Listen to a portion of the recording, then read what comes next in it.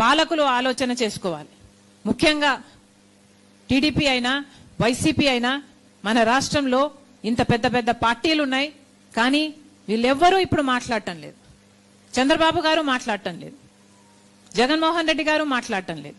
ఇక కేంద్రంలో ఉన్న బీజేపీ అయితే మొత్తానికే మాట్లాడరు. ఎందుకంటే వాళ్ళ అజెండానే దళితులు ఉండకూడదు, క్రిస్టియన్లు ఉండకూడదు, ముస్లింలు ఉండకూడదు.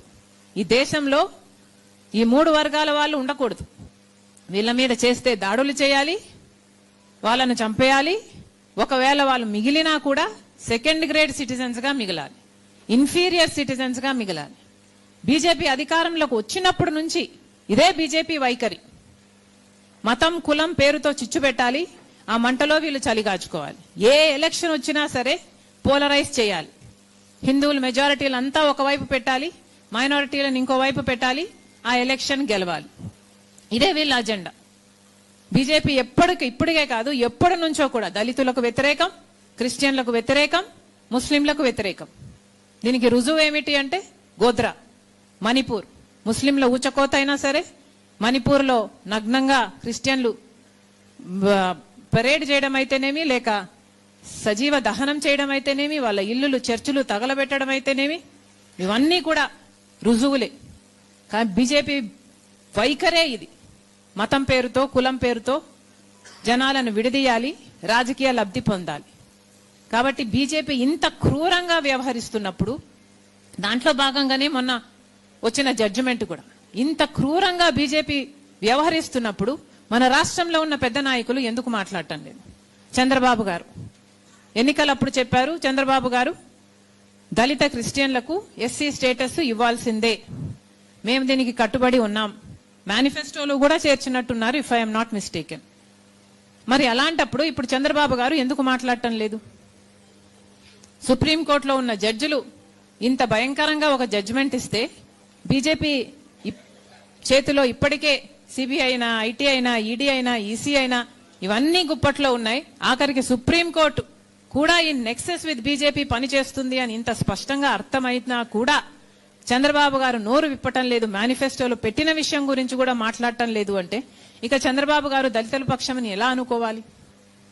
పోనీ జగన్మోహన్ రెడ్డి గారు ఇదివరకే ఒక రెసల్యూషన్ చేశామంటున్నారు, అసెంబ్లీలో పంపామంటున్నారు, మేము దళితుల పక్షాన నిల్చున్నాము, ఇప్పుడే కాదు ఎప్పుడూ నిల్చున్నాము అంటున్నారు. మరి ఇంతవరకు జగన్మోహన్ రెడ్డి గారు ఎందుకు నోరు విప్పలేదు? జగన్మోహన్ రెడ్డి గారు ఇన్ని సంవత్సరాలు అధికారంలో ఉన్నారు, అన్ని సంవత్సరాలు మోడీ గారి దత్తపుత్రుడిగానే వ్యవహరించారు.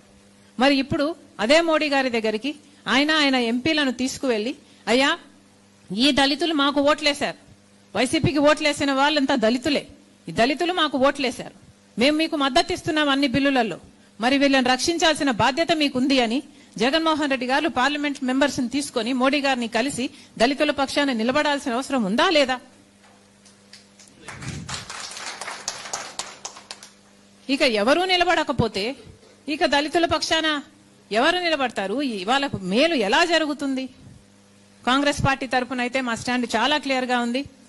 జేడి సిలమన్న గారు చెప్పినట్టుగా 1996లోనే పివి నరసింహరావు గారు ప్రధానమంత్రిగా ఉన్న రోజుల్లోనే కేబినెట్ లో దీన్ని ఆమోదించడం జరిగింది. దళిత ఎస్సీలకు ఎస్సీ స్టేటస్ ఇవ్వాల్సిందే అన్న విషయం అప్పటి నుంచి ఈ పోరాటం జరుగుతుంది. కేబినెట్ లో ఆమోదం చేయడమే కాదు, పార్లమెంట్ లో దీన్ని టేబుల్ కూడా చేయడం జరిగింది. ఆ తర్వాత కూడా జస్టిస్ రంగనాథ్ మిశ్రా గారి కమిషన్ వేసింది కూడా కాంగ్రెస్ పార్టీయే. దాని రిపోర్టు వచ్చిన తర్వాత దాన్ని అమలు చేయాలి అన్న ఉద్దేశం కూడా కాంగ్రెస్ పార్టీకి ఉన్నింది. ఆ రిపోర్ట్ లో చాలా స్పష్టంగా చెప్పడం జరిగింది, క్రిస్టియన్ ఎస్సీలను కూడా ఎస్సీలుగా పరిగణించాలి. ఎందుకంటే వివక్ష అన్నది ఒక వాస్తవం, వాళ్ళను అలా పరిగణించకపోతే వాళ్ళకు అన్యాయం చేసినట్టు అవుతుంది అని చెప్తూ పారాగ్రాఫ్ 3ని వెంటనే ఎలిమినేట్ చేయాలి అన్న విషయం కూడా ఈ కమిటీ చెప్పడం జరిగింది.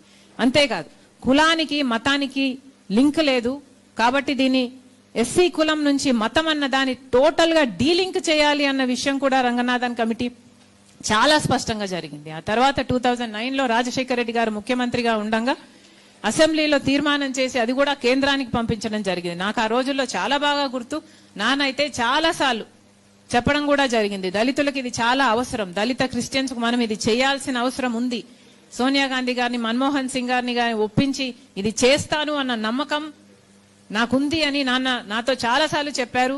ఇది చెయ్యాలి. This issue is very very close to his heart. ఎందుకంటే నేను చూశాను, ఆయన మాట్లాడడం నేను విన్నాను కాబట్టి నేను చెప్పగలను. రాజశేఖర రెడ్డి గారు ఇది చాలా కోరుకున్న విషయం. ఆయన బిడ్డగా, రాజశేఖర రెడ్డి గారి బిడ్డగా ఈరోజు మాటిస్తున్నాం. దళితుల పక్షాన రాజశేఖర రెడ్డి గారు ఎలాగైతే బాధ్యతగా ఫీల్ అయ్యి పోరాటం చేయాలనుకున్నారో, రాజశేఖర రెడ్డి గారి బిడ్డగా నేను కూడా ఇది మోయడం మా బాధ్యత. Congress party will take it up. ఇది నిజంగా చేయాల్సిన అంశమే. దళిత క్రిస్టియన్స్ ఎస్సీ హోదా కలిగి ఉండాలి. పారాగ్రాఫ్ 3ని ఎలిమినేట్ చేయాలి. కులానికి, మతానికి సంబంధం ఉండకూడదు. కాబట్టి కాంగ్రెస్ పార్టీ తరఫున మేము ఇవన్నీ కూడా కేంద్ర ప్రభుత్వాన్ని డిమాండ్ చేస్తున్నాం. వెంటనే రంగనాథ్ మిశ్రా గారు ఏ పాయింట్లు అయితే పెట్టారు, మొత్తం రిపోర్ట్ని టేబుల్ అయినా చేయండి పార్లమెంటులో. లేదంటే మీకు ఆ కమిటీ మీద నమ్మకం లేకపోతే ఆ పాయింట్లను మాత్రమే టేబుల్ చేయండి. దాని మీద డిబేట్ జరగాలి పార్లమెంటులో. పార్లమెంటేరియన్స్ కూడా దీని గురించి మాట్లాడాల్సిన అవసరం ఉంది. ఎవరు స్టాండ్ ఎలా ఉందో ప్రజలకు అర్థం కావాల్సిన అవసరం ఉంది. కాబట్టి వెంటనే దీన్ని టేబుల్ చేయాలి. దీని మీద డిస్కషన్ జరగాలి. అంతేకాదు, ఈ ఎస్సీ దళిత క్రిస్టియన్లకు ఎస్సీ స్టేటస్ ఉండాలి అన్నది ఎక్కడైతే ఏ పారాగ్రాఫ్ అయితే ఉందో ఆ పారాగ్రాఫ్ ను కూడా వెంటనే తొలగించాలని కేంద్ర ప్రభుత్వం చొరవ చూపాలని, దళితుల పట్ల, క్రిస్టియన్ల మీద, ముస్లింల మీద మీకు ఏమాత్రం చిత్తశుద్ధి ఉన్నా నిరూపించుకోవాల్సిన అవసరం ఉంది. At the same time Chandrababu గారైనా సరే, జగన్మోహన్ రెడ్డి గారైనా సరే వాళ్ళ ఎంపీల చేత ఇది పార్లమెంటులో కూడా ఒత్తిడి తేవాల్సిన అవసరం ఉంది. దీని అమెండ్మెంట్ జరగాల్సిన అవసరం ఉంది. ఇంకోటి ముఖ్యంగా మొన్న ఇచ్చిన సుప్రీంకోర్టు తీర్పు, ఇది చాలా అసలు ఎవరు హర్షించరు దీన్ని. ఇది ఏ రాష్ట్రంలోనూ అమలు కాకుండా కేంద్ర ప్రభుత్వం చర్యలు తీసుకోవాలి. దీని మీద రీఅపీల్ కూడా పోవాలని కాంగ్రెస్ పార్టీ డిమాండ్ చేస్తుంది. Thank you. సుప్రీంకోర్టు ఒక